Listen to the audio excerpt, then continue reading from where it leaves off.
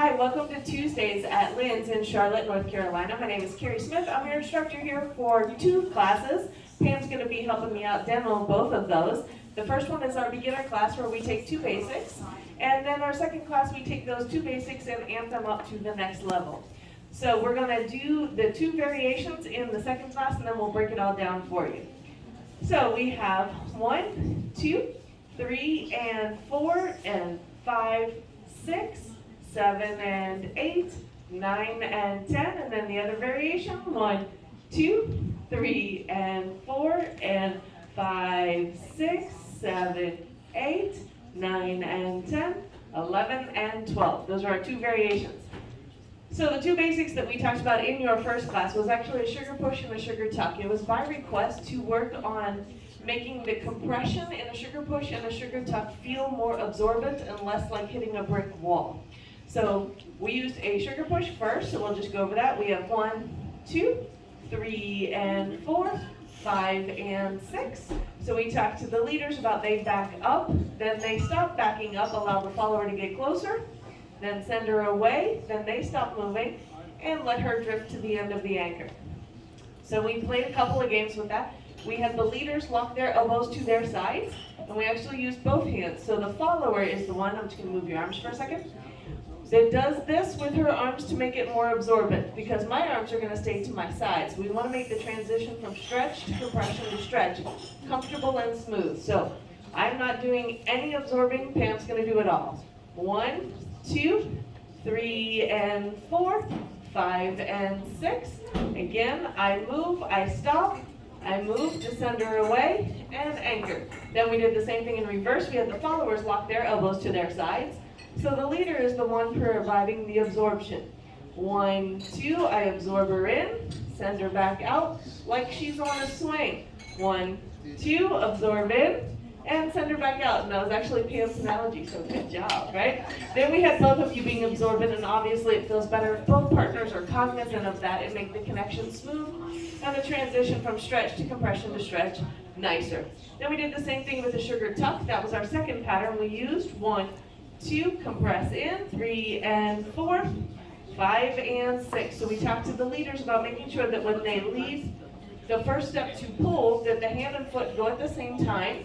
1, 2, and then right here, same thing, they can't push and then step because it puts the follower back weighted. So I'm actually going to step and push at the same time so she can stay upright the whole way through that turn. It's very exciting. All right. Those were our two basics that we did in the first class. In the second class, we went to the amalgamation cool, using space to connect and lead. Yay!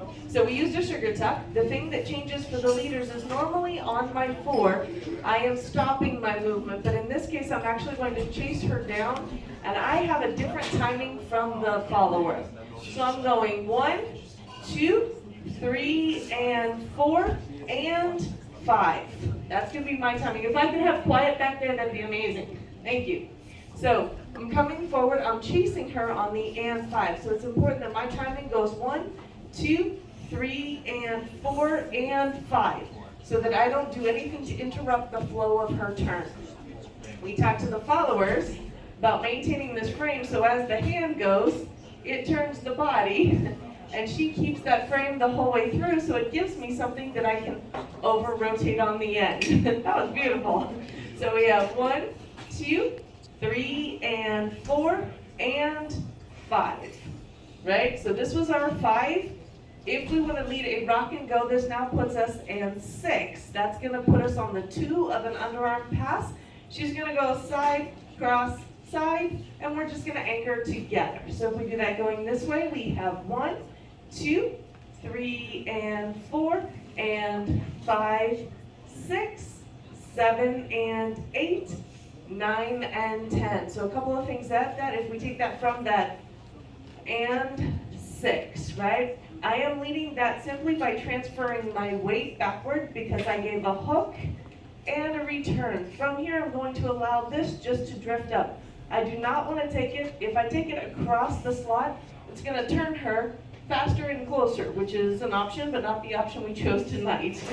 Right? So this way, I'm just going to drift the hand across, keep it on my side of the track.